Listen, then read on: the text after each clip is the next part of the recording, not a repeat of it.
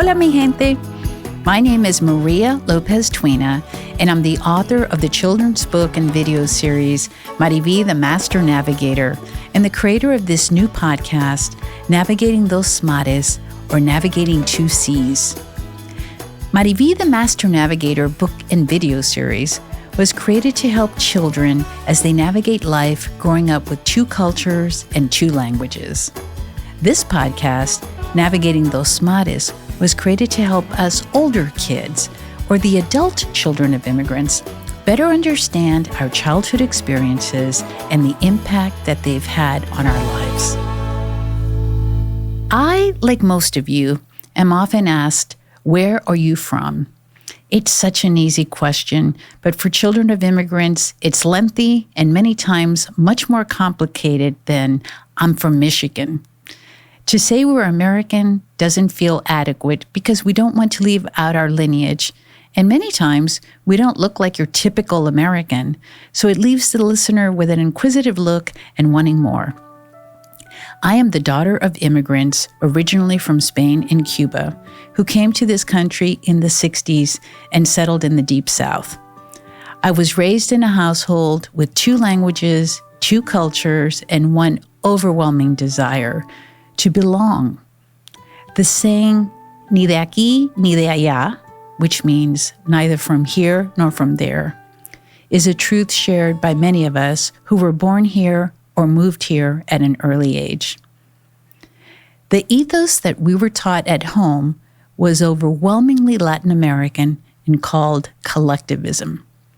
This value system teaches that family and community are more important than oneself, and that interdependence is paramount.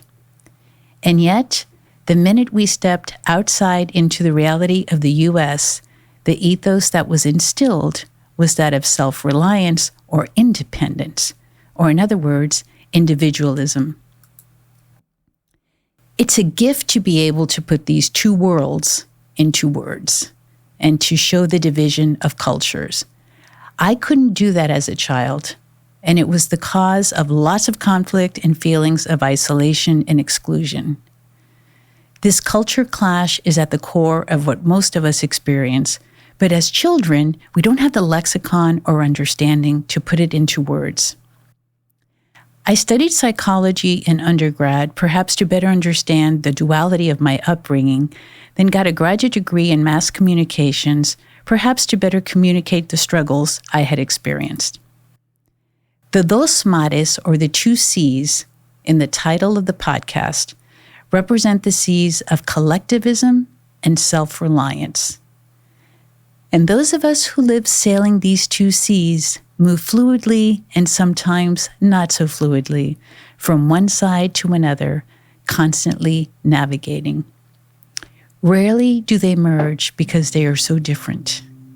And the reality is that these two seas may crash into each other in childhood or later in life if we grew up in diverse neighborhoods or cities with folks that looked like us.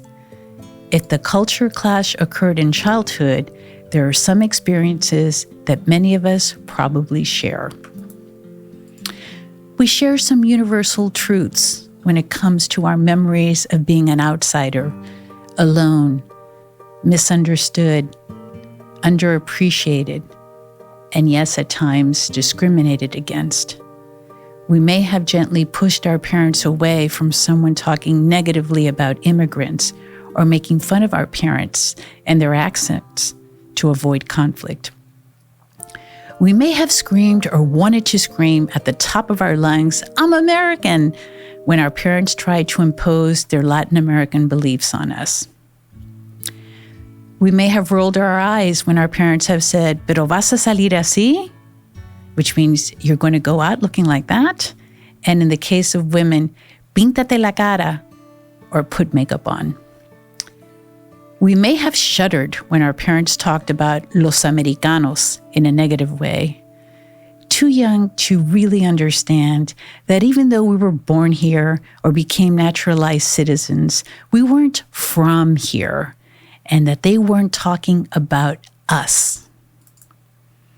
For us girls, we may have heard calladita te ves más bonita, or a version of this, which basically means you're prettier when you're quiet. We may have brought rice and beans to school for lunch, only to be mortified that it wasn't a bologna or ham sandwich, especially in first grade. We may have had our full name called in a public space when our parents were trying to get our attention and we hadn't heard their previous calls. We may have participated in family cleaning day on Saturdays where the house needed to be spotless before guests arrived. And yes, we probably have translated or interpreted for our parents in more than one occasion, embarrassed and at times worried sick that we did it correctly. We were navigating our bilingual and bicultural childhoods with active code switching, unaware that what made us different as children would reward us in adulthood and become our superpower. In fact, there is research published by Hack Spirit that says that as bilingualists, we are more likely to be problem solvers and thinkers because of our enhanced cognitive skills.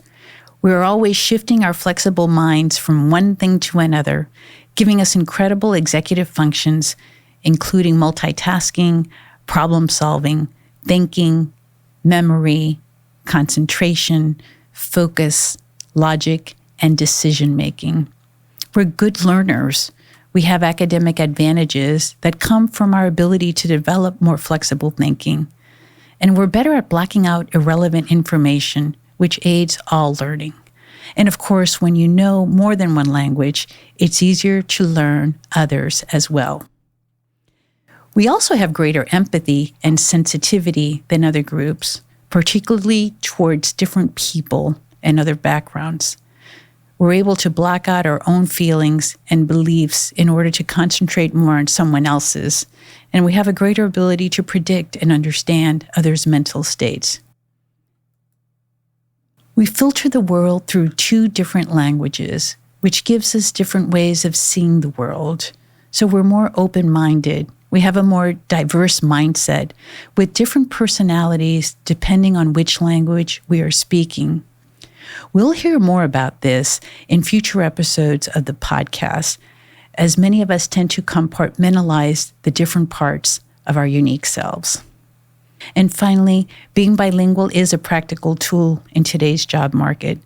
But as we all know, for those of us who grew up in areas that lack Latino representation, we need to first reach adulthood and then embrace our duality and hybridity, which is often easier said than done. Carlos Garcia coined the term retroacculturation a couple of decades ago. And what it means is that many of us aim to assimilate, in our case to American society, only wanting to be as American as children, which is the source of many of our cultural conflicts growing up. Later on, we find ourselves returning or re-embracing our roots, but it takes years. The retro signifies the return.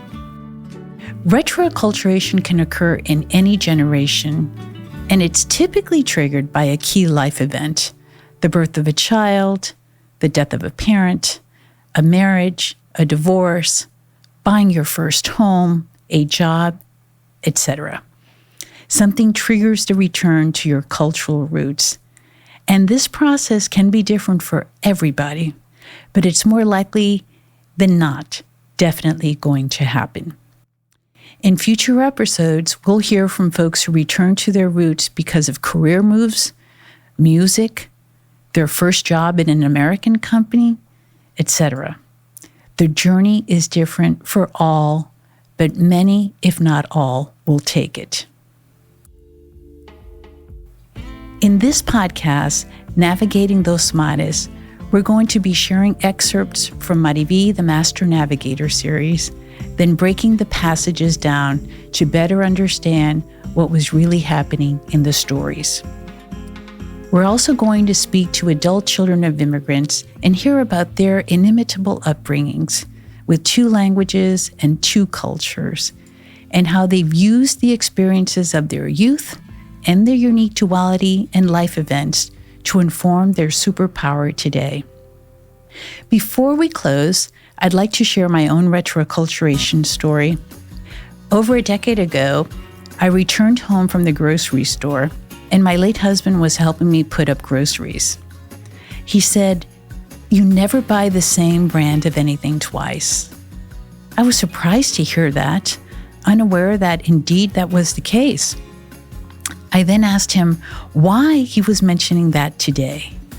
He said, "Well, I just read a study that says Latinos are brand loyal." My immediate response was, when you read a story like that, they're never talking about us. They're talking about my parents. We don't get studied, the children of immigrants. No one pays attention to us. Well, this podcast is all about us. Our goal is that you see yourself in the MariVi stories and in the interviews that follow each of the excerpts from the stories. And I'd like to end this introduction with a piece from one of my favorite writers, Lebanese-American Khalil Gibran. This is an excerpt from The Prophet, his masterful work, which he wrote in 1923.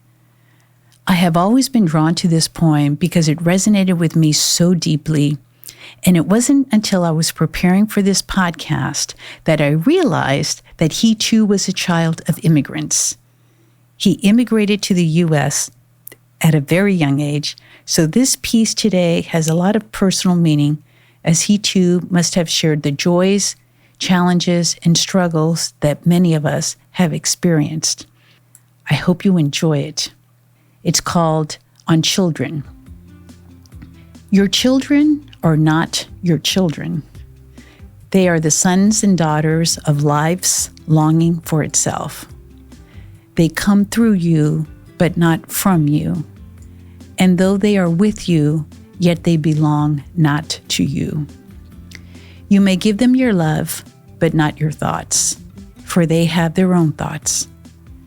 You may house their bodies, but not their souls, for their souls dwell in the house of tomorrow, which you cannot visit, not even in your dreams.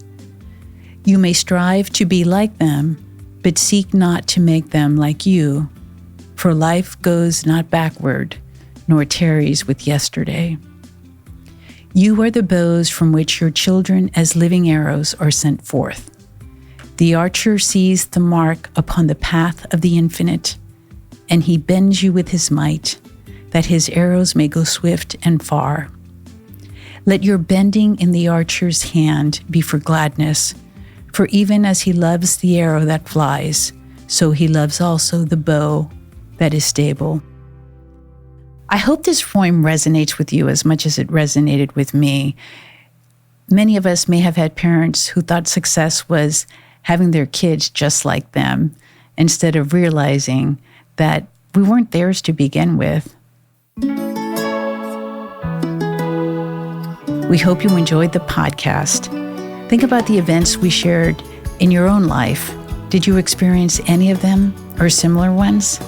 And then ask yourself, what would you tell your 10-year-old self? And remember, life only gets better. You will find a sense of belonging and community, but your life path may return you to your roots to find it.